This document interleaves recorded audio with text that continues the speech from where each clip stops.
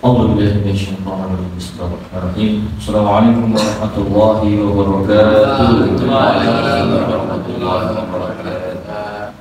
الحمد لله رب العالمين والصلاة والسلام على رسول الله الكريم والأمين سيدنا محمد وعلى آله وصحبه أجمعين أما بعد يا عباد الله أوصيكم وإياكم بتقوى الله فقد فاز المتقون فلا تموتن إلا وأنتم مسلمون. Alhamdulillah, jemaah rahimahullah, ibadillah. Alhamdulillah pada kesempatan kali ini kita masih Allah berikan kesehatan, insyaallah berikan nikmat sehingga kita dapat berkumpul dengan panggilan Allah berupa salat subuh berjamaah dan melanjutkan kajian kanan, dan semoga kita terus Allah berikan istiqomah dalam beribadah. Amin amin ya rabbal alamin. Yang kedua, tidak lupa salawat serta salam kita curahkan kepada Muhammad sallallahu alaihi wasallam. Tentunya kita nantikan syafaat beliau, syafaat Rasulullah. Semoga jemaah takwa ini, semoga kita semua termaksud dalam orang-orang yang mendapatkan syafaat Rasulullah sallallahu alaihi wasallam. Amin ya rabbal alamin. Jawab rahimahullah. Alhamdulillah, kesempatan kali ini mungkin saya izin untuk tidak belajar kitab, karena mungkin ada beberapa hal yang belum saya pelajari, tapi dan juga ada beberapa hal tentang apa namanya. Jadi belum saya persiapkan karena mungkin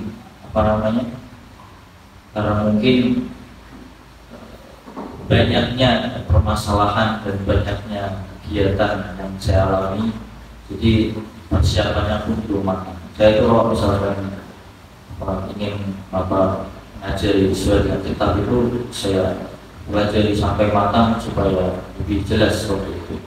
Tapi alhamdulillah Bapak Ibu, jadi saya untuk kesempatan kali ini saya akan memberikan satu materi yang itu alhamdulillah insyaallah itu saya dapatkan materi ini justru bukan dari saya, bukan dari ilmu saya, bukan dari sesuai dengan keinginan saya, tapi saya dapatkan ini dari pidato salah satu santri. Jadi kalau di pondok ini itu kalau setiap Jumat sore itu ada latihan pidato namanya muhadharah. Jadi santri dimana kita melatih supaya bisa pidato, latihan ceramah. Kalau mungkin bahasa laki-laki itu latihan ceramah, cuma karena ini itu juga dialihkan atau diterapkan di akhwat atau perempuan juga, maka menjadi latihan pidato. Ini saya semalam itu ada suatu permasalahan yang harus saya selesaikan sampai larut malam. Lalu saya belum persiapan seperti itu. Terus saya bingung, saya bisa kajian membawa apa gitu. Sudah selesai acara itu jam 10 lebih, setengah 11 sudah malam. Lalu nggak tahu tiba-tiba itu Masya Allah, ketika kita itu ingin berupaya bahwasanya menolong jalan Allah, saya kan permasalahkan bagaimana caranya supaya agar santri itu tetap di jalan Allah. Jadi ketika saya ikhlas menolong sesuai dengan jalan Allah, maka Allah pun akan menolong saya. Jadi bahasanya itu intan surga yang mensuruhku. Barang siapa yang menolong atau mungkin menyempatkan dirinya untuk menolong di jalan Allah, maka Allah pun juga akan menolong kita. Dan bahasa intan surga yang suruhku. Jadi ketika saya niatkan Bismillah, semoga apa yang saya niatkan ini menjadi kemudahan saya untuk kajian besok. Allahu Akbar. Setelah saya selesai, saya pun juga bismillah, gampang lah masalah kajian nanti insya Allah ada materi. Tiba-tiba ada santri itu masuk, saya ada mungkin bisa materi atau pidato yang bisa disampaikan ke jemaah. Insya Allah. Jadi dari dari santri. Awal jemaah Allah. Jadi isi ceramahnya itu tentang hadis riwayat Muslim yang menjelaskan tentang jasad orang yang dijaga oleh Allah sampai dalam kubur. Jadi ada 10 jasad, kan terkadang ditanya semua. Ada orang-orang yang jangankan di akhiratnya, dalam kuburnya saja sudah disiksa. Kecuali misalnya itu ada, kita mendengar orang-orang yang senantiasa dia membaca surah Al-Mulk. Orang-orang yang baca surah Al-Mulk itu dapatkan dijaga dari siksa kubur. Makanya banyak dari pondok-pondok itu biasanya biasanya kalau setelah Isya itu langsung baca Al-Mulk supaya nanti tidur itu tenang. Jadi orang-orang yang membaca surah Al-Mulk sebelum tidur itu di surah 29 di surah pertama itu Tabarakalladzi biyadihi mulku wa huwa 'ala kulli syai'in qadir. Sudah di 30 ayat. Itu orang-orang yang rutin itu insya Allah akan dijaga jasadnya oleh Allah Subhanahu wa Ta'ala. Jadi ketika dalam kubur itu insya Allah dari malaikat akhir itu tidak akan disiksa seperti itu. Orang yang hafal dan terus dia membaca. Bahkan itu ada riwayat bahwasanya ketika itu ada seorang dia hafal surah Al-Mulk. Mungkin saya tidak pernah cerita itu. Hafal surah Al-Mulk, lalu ketika akan disiksa di api neraka, yaitu orang itu tuh api neraka juga bisa menyiksa. Ketika ditanya oleh malaikat Malik yang menjaga neraka itu, tanya kok bisa? Apa kata neraka? Saya tidak bisa membakar, sedangkan dalam dirinya ada hafalan surah Al-Mulk. Jadi mungkin surah yang lain tuh dia itu pernah hafal surah Al-Mulk, lalu mungkin karena salah jalan, lalu yang menyebabkan dia itu masuk dalam neraka. Ketika ingin disiksa di neraka nggak bisa, karena dalam jasadnya terdapat hafalan surah Al-Mulk seperti itu. Maka pentingnya juga kita itu amal soleh, menghafal beberapa surah itu ada faedahnya, ada fadilahnya itu ada setiap surah. Ya, bahkan di sini di surah Muslim pun juga ada beberapa orang-orang yang insya Allah ketika meninggal itu jasadnya dijaga oleh Allah. Jadi dijaga dari siksa kubur, dijaga dari kadang-kadang ada azab kubur. Jadi azab kubur itu nyata, bukan hanya azab-azab kubur yang ada di film-film ya, yang ada di film Indonesia itu azab-azab kubur. Kayak contoh mungkin sebenarnya kasus orang sering berbohong ketika jual gas, kuburannya meledak. Itu cerita film, tapi justru sebenarnya asal kubur itu ada. Ada juga cerita ketika itu sudah pernah saya ceritakan ya. Jadi ketika Rasulullah sudah berjalan bersama sahabat, ketika melewati di depan kuburan, lalu Rasulullah menyuruh sahabat untuk cepat.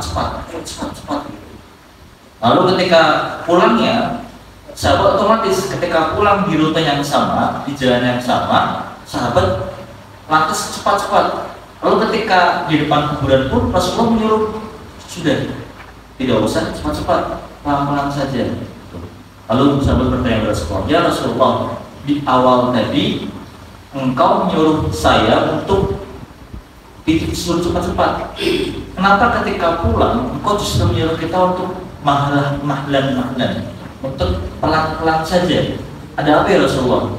Apa kata Rasulullah? Sungguhnya jika kalian semua memiliki pendengaran dan penglihatan sepertiku, niscaya engkau akan tahu bahwasanya ketika di awal, ketika kita melewati sebuah kuburan, kenapa saya selalu cepat-cepat? Saya mendengar banyak atau ada satu kuburan itu yang sedang disiksa oleh mereka dalam kubur. Jadi begitu menyeramkannya dalam kubur. Maka kalau kita tahu dari sebuah syair liriknya, lagunya Topik, mungkin ada beberapa yang tahu bagaimana liriknya itu, yang ketika ajal tiba maka temanlah teman hanyalah. Nah itu ya seperti itu. Jadi kalau misalnya kita melihat, kita tahu bahwasanya begitu.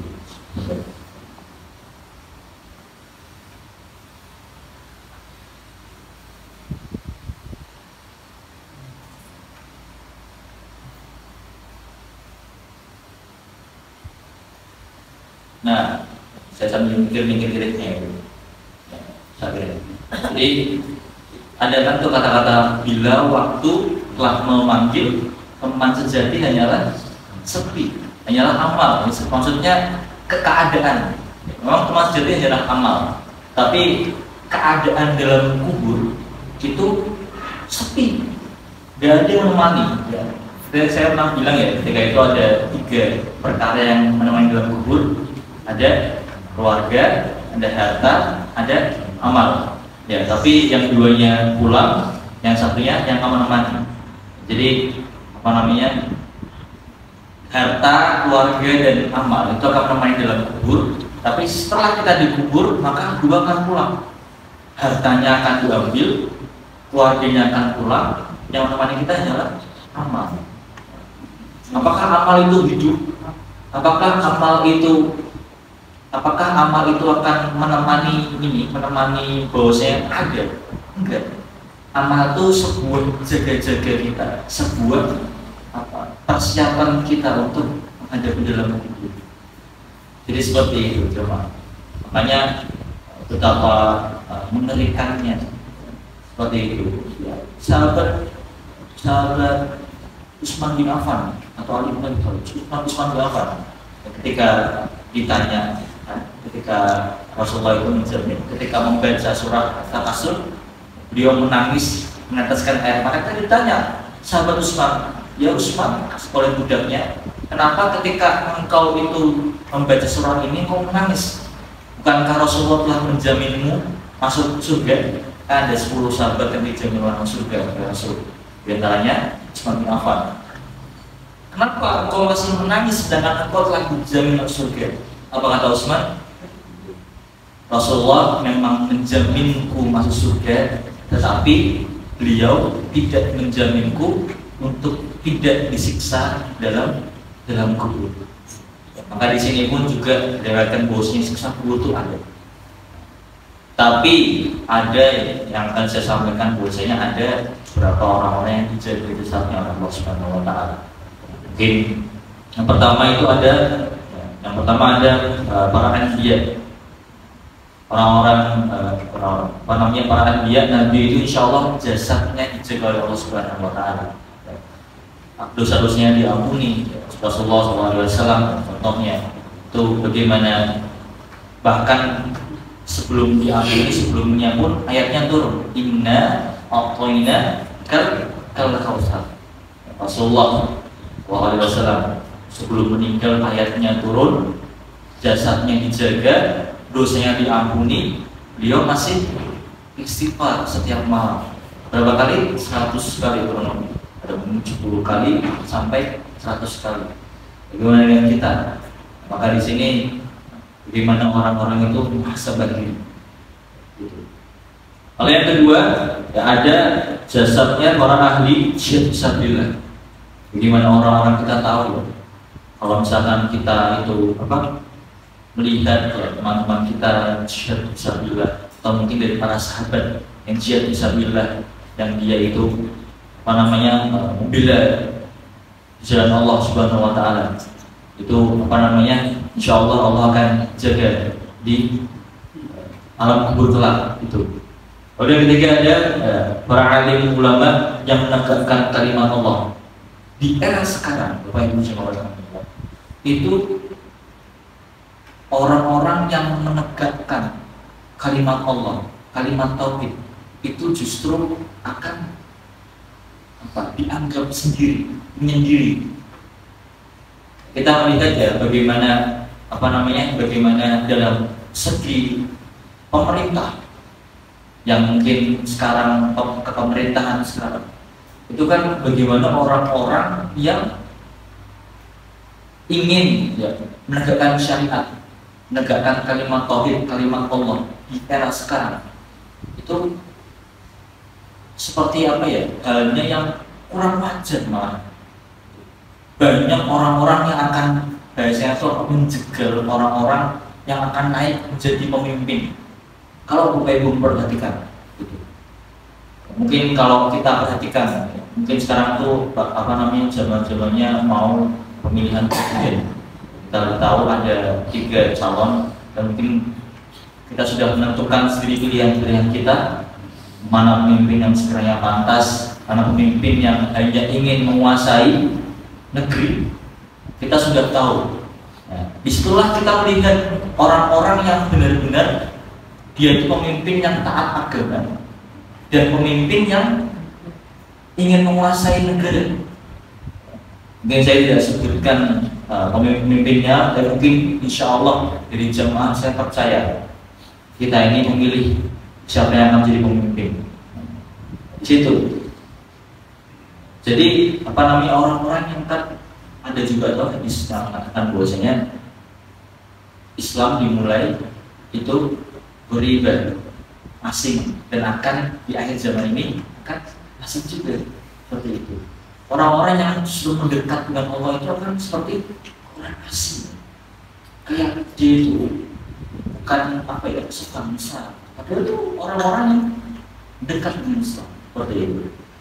Tentu jemaah Allah untuk yang keempat yaitu para syuhada yang senantiasa perjuangan Islam. Di sini. Jadi yang ketiga saya jelaskan alim ulama yang menegakkan kalimat Allah, dan yang kedua ahli jihad fisabilillah. Ini jihad fisabilillah itu banyak orang-orang yang senantiasa beramal soleh dan sebagainya. Untuk yang keempat adalah para syuhada yang senantiasa memperjuangkan Islam. Bagaimana para sahabat, bagaimana saudara-saudara kita para syuhada. Jadi saya pernah kemarin ada sebuah kalimat yang mengatakan bahwasanya ketika guru itu mengatakan harap tenang sedang ada ujian, lalu setelah itu barang siapa yang sudah selesai ujian silakan pulang. Itu kalau kita menilai kalimat itu biasanya kalimat yang tertera saat ada ujian berlangsung di sekolah. Padahal kalau kita teliti lagi kalimat itu seakan-akan menggambarkan hidup itu penuh dengan ujian. Kalau nggak mau dapat ujian, maka gak usah hidup kan gitu. Setiap orang pasti memiliki ujian. Tidak ada orang di dunia ini melainkan Allah berikan ujian. Untuk apa? Naik derajatnya.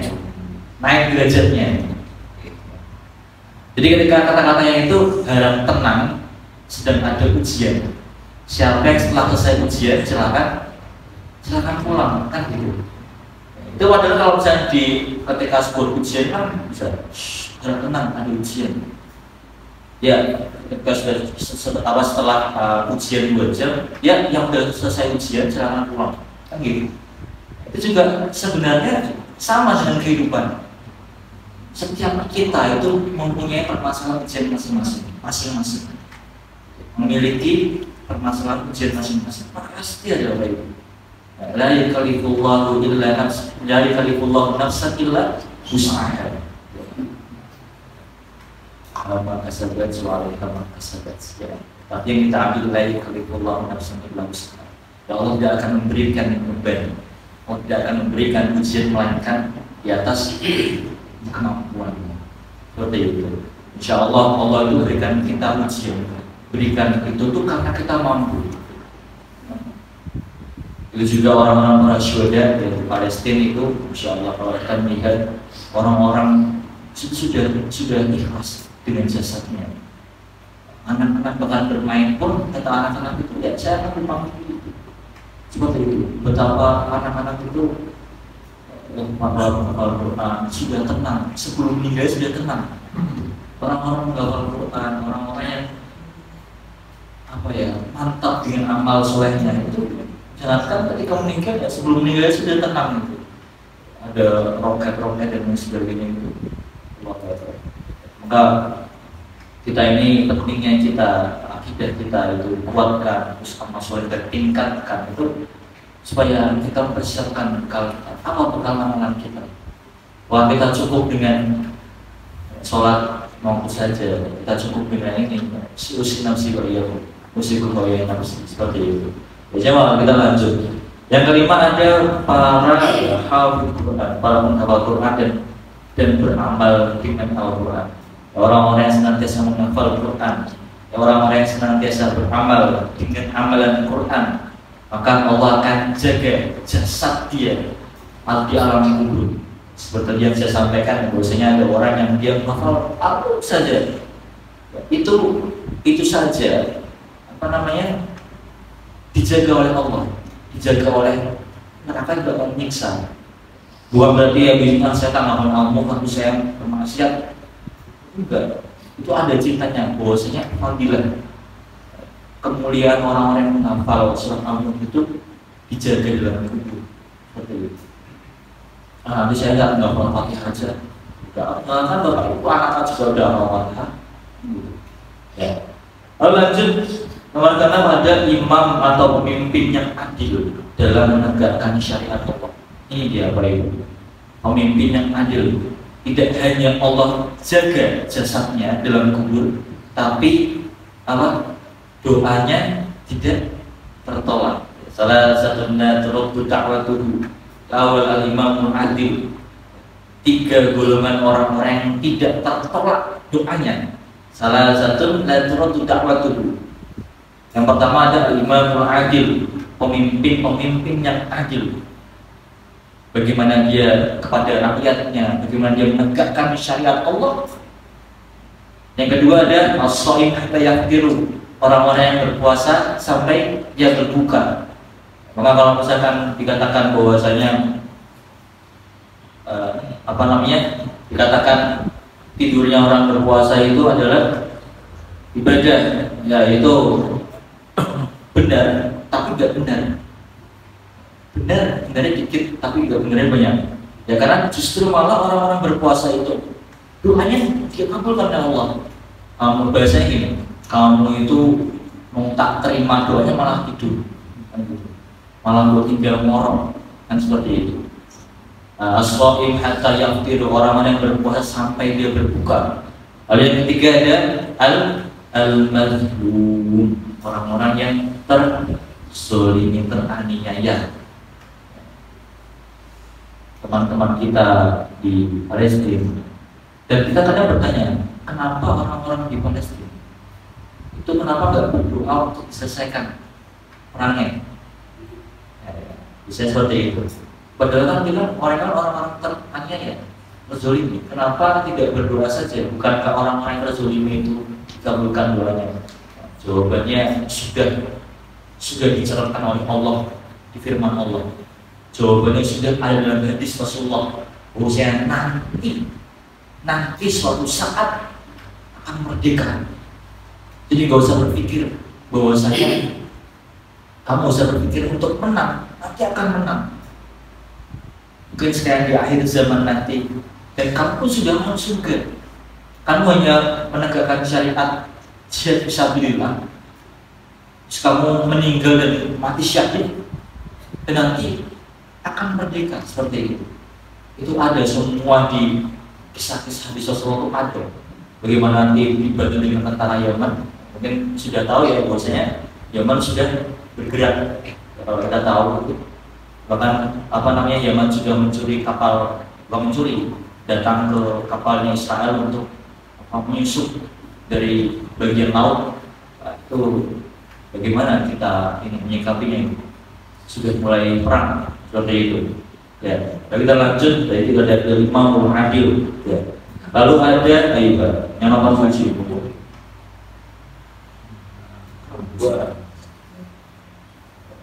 Lalu yang nomor 7 ada ada muazin yang tidak meminta imbalan. Allahu Akbar. Di sini tertera nomor 7 ada al-muadzin yang tidak meminta imbalan. Di sini langsung ada berbagai bahasa tidak minta imbalan. Ya. Ada pertanyaan gini, boleh pernah mendengar nggak ada pertanyaan bahwasanya kalau misalkan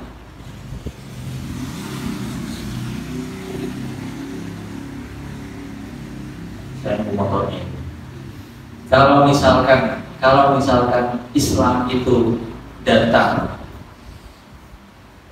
kalau misalkan orang-orang itu yang mendekat dengan Allah itu diubah hidupnya, Islam itu datang untuk mengubah hidup. Kenapa para muadzin atau bukan muadzin, kenapa para takmir masjid tidak diberikan diberikan kekayaan? Padahal Pak sudah kaya gitu. Kan gitu biasanya. Tapi ada banyak marbot masjid ya, yang Allah cukupkan hidupnya. Ya kan gitu. Tapi ada pun juga pertanyaan. Gue bisa sih. Gimana sekarang? Nomor 7. Itu nomor 7 ya.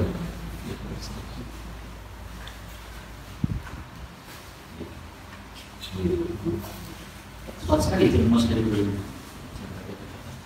Jangan disebutkan. Wah.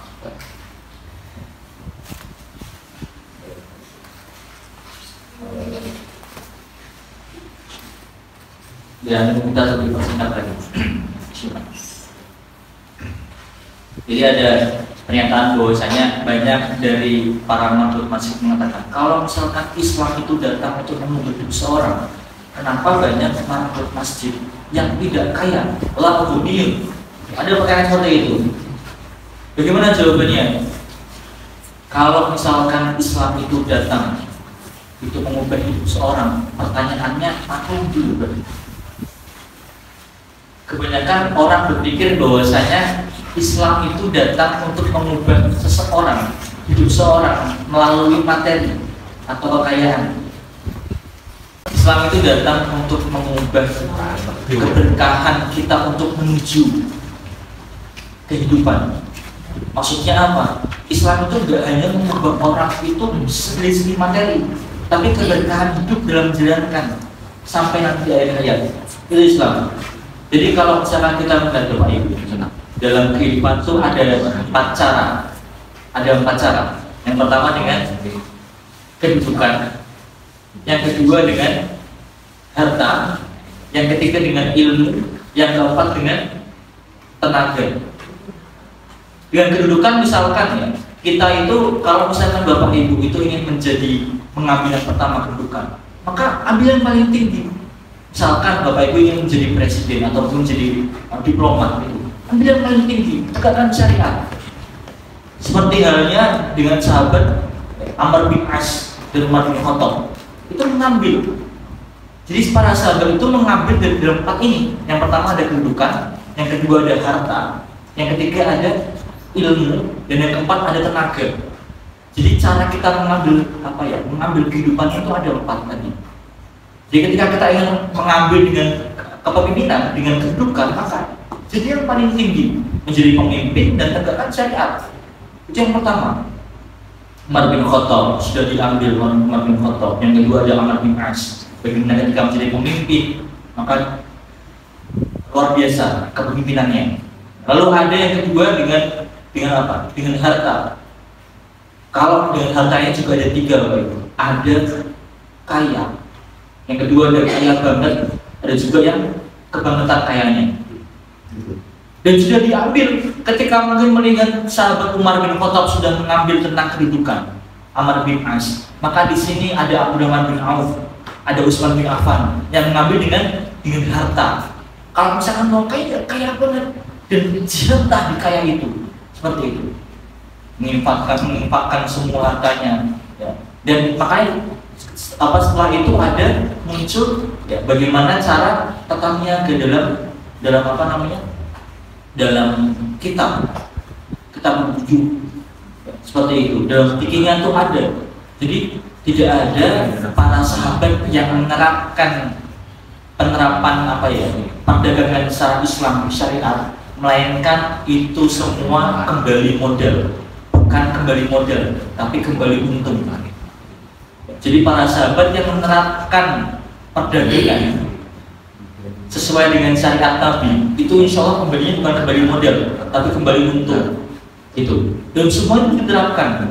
Sahabat Abdurrahman bin Auf, Utsman bin Affan yang kayanya itu bukan kaya banget tapi kebangetan kayaknya.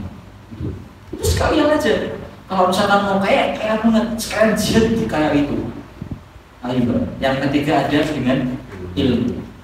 Ketika sahabat Ali bin Abi Thalib melihat, oh di kedaulatan ataupun di apa namanya pemimpin tadi sudah ada diambil Umar, sudah diambil Amr bin As, di harta sudah diambil Abdurrahman bin Auf, sudah diambil Utsman bin Affan. Saya ambil ilmu. Maka sahabat Ali bin Abi Thalib Qurannya sangat bagus, ilmunya luar biasa, mengambil dari Nabi, diikuti sama sahabat Abu Hurairah dan lain sebagainya. Itu mengambil. Dia sudah tahu, oh ini udah ada jalannya, ini udah ada. Kalau saya ngambil itu bisa aja, tapi kalau bidang saya di ilmu, ambil di ilmu. Jadi kalau misalkan ya, misalkan Bapak Ibu, terus apa namanya, saya itu kalau misalkan dari 4 itu, saya mungkin lebih mengambil ke ilmu. Jadi ada yang mengambil mungkin dari Bapak Ibu, ada yang pertama tadi kedaulatan ataupun di pekerjaannya itu sekarang aja dakwah dalam pekerjaannya, yang dokter, yang mungkin para pejabat yang ini itu diambil. Kalau mungkin yang di bidang harta, punya harta lebih, jatah di harta. Kalaupun di ilmu, maka jatah di ilmu. Jadi membawa sahabat Ali bin Abi Thalib, apa namanya, siapa itu, sahabat Abu Hurairah itu mengambil ilmu supaya jalannya diistiqomahkan sampai di akhir hayat. Seperti itu. Lalu Bapak Ibu yang keempat, yang terakhir ini dengan tenaga. Siapa yang mengamalkan ini? Bilal bin Rabah. Ketika melihat, oh Umar bin Khattab sudah mengambil kedaulatan, terus sahabat Abu Hurairah, sahabat apa namanya, Abdurrahman bin Auf di harta, Ali bin Abi Thalib di ilmu, maka saya pun mengambil dengan tenaga. Ketika apa namanya, ketika siapa Bilal bin Rabah, Allahu Akbar, selesai azan, Rasulullah pun langsung berkomentar. Azan selesai, Rasulullah komentar, Bilal bin Rabah like, sahabat men-share, kita pun subscribe, gitu. Jadi ketika selesai azan, Allahu Akbar, saya mendengar kedua bagian Bilal itu berada dalam surga. Disinilah statement atau pemikiran Bilal bahwasanya saya aja azan sudah tahu surga. Buat apa saya mengincar dunia, kan gitu. Disinilah muncul fikih marbot, turunan fikih marbot, bahwasanya kalau kita itu ikhlas, kalau kita itu bila itu dengan azan saja, fokus dalam ibadah saja itu sudah masuk surga, lantas untuk apa bila itu mengincar? Biasanya dapat, karena mungkin nanti bila dapat rezeki yang banyak, mungkin bisa melenceng dan lain sebagainya, kan gitu. Jadi kalau misalkan Bapak Ibu itu apa namanya, ada pertanyaan bahwa saya seperti tadi, kalau misalkan itu Islam datang untuk mengubah seni hidup materi, lantas bagaimana dengan marbot masjid yang ibadahnya kuat tapi nggak kaya? Gitu. Maka diambil dari fikih-fikihnya. Anda mau jadi seorang kedaulatan, tata negara, atau menjadi seorang kaya yang jahiliyah, atau menjadi ilmu dengan para ulama, atau menggunakan tenaga saja seperti Bilal. Jadi menempatkan Kalau misalkan kita itu menempatkan marbot masjid kepada duniawi, maka susah, salah jalan. Kalau misalkan marbot masjid itu ingin mendapatkan kekayaan, susah nanti, otak masjid hilang semua. Gitu. Ya, maka disinilah tempat yang kita ambil, mau jadi apa, untuk apa? Untuk mengistiqomahkan kehidupan kita seperti itu. Jadi itulah 4 cara menerapkan kehidupan. Lanjut lagi ya Pak Ibu untuk saya persingkat. Yang ke-8, ada wanita yang meninggal sewaktu melahirkan anak serta senantiasa taat pada perintah Allah. Ya. Kemarin sudah diterapkan bahwasanya wanita itu adalah bukan salah satu, wanita itu sangat mudah masuk surga. Ya, kalau misalnya kita bandingkan dengan laki-laki, wanita jauh lebih mudah masuk surga. Tetapi justru malah yang paling banyak yang di neraka. Di sini kan kadang-kadang kita bingung. Ya, malah ketika itu ada siapa namanya, saya lupa, yang ada seorang wanita itu ingin bilang pada Rasulullah, ya Rasulullah, kok laki-laki enak, dia perang meninggal masuk surga, ikut perang jihad sabilillah itu mudah, sedangkan kita wanita yang di rumah kan gitu. Jadi malah seperti itu. Bahkan ada hadisnya itu wanita itu malah sangat mudah masuk surga. Apa hadisnya? Idza shallatan ra'ada sholataha wa shamat shawmaha wa hamidat rujaha. Terus lanjutannya wa ta'at zawjaha. Ya, ketika wanita itu masuk surga, itu mudah sekali, tinggal menjaga 4 ini aja. Yang pertama ada menjaga salat fardunya saja. Yang kedua menjaga puasa Ramadannya saja. Yang ketiga ya, menjaga kehormatannya saja. Jadi mungkin dijaga betul-betul kehormatannya. Lalu yang keempat ada taat kepada suami, itu saja. Maka kira yaumul qiyamah, di hari kiamat kelak akan masuk dalam pintu mana saja yang kau mau. Ya, ada 9 pintu surga dan lain sebagainya. Itu kalau 4 dijalankan, maka silahkan masuk saat hari kiamat. Mau masuk dari pintu apa saja. Begitu mudahnya wanita. Wanita kan ada banyak yang mungkin harus hafal Quran, supaya dapat syafaat, harus sholat dan lain sebagainya. Bahkan nggak ada hadis untuk laki-laki.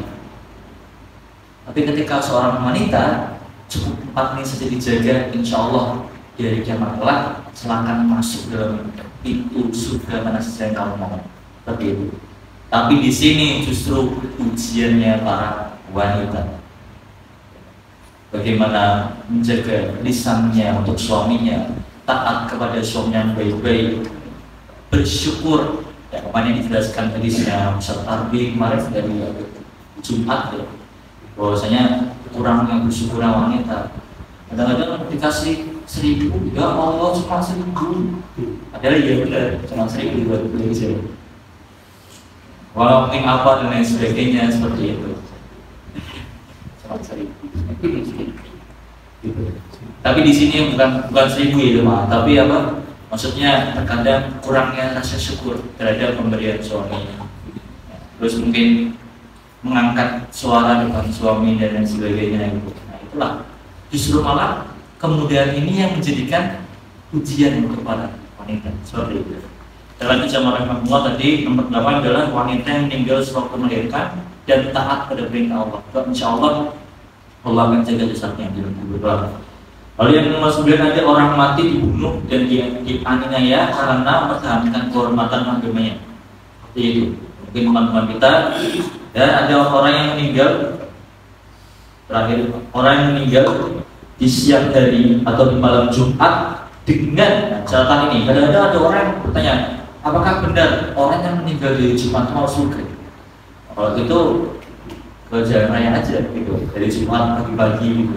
Bukan. Di sini ada orang yang meninggal di siang hari atau di malam Jumat dan mereka dari kalangan orang yang beriman ya, dan senantiasa menjaga hukum agama di dunia. Yang ada orang-orang yang tadi seperti yang dikatakan menjaga senantiasa belajar ilmu, mengamalkan amalan soleh dan lain sebagainya. Seperti itu. Jadi itulah beberapa insya Allah dari riwayat Muslim yang mengatakan bahwasanya orang-orang yang insya Allah dijaga jasanya dalam kubur. Semoga kita termaksud dalam salah satu yang tertera dalam hadis itu. Dan semoga kita semua termasuk orang-orang yang dijaga jasadnya dan insya Allah bisa kumpulkannya kita dalam surga Firdaus. Ya Allah subhanahu wa ta'ala, amin ya rabbal alamin. Aqulu qouli hadza astaghfirullah li wa lakum wa lisa'iril muslimin wal muslimat innahu huwal ghafurur rahim. Wa syukran ala husni istima'ikum. Wassalamualaikum warahmatullahi wabarakatuh. Waalaikumsalam warahmatullahi wabarakatuh.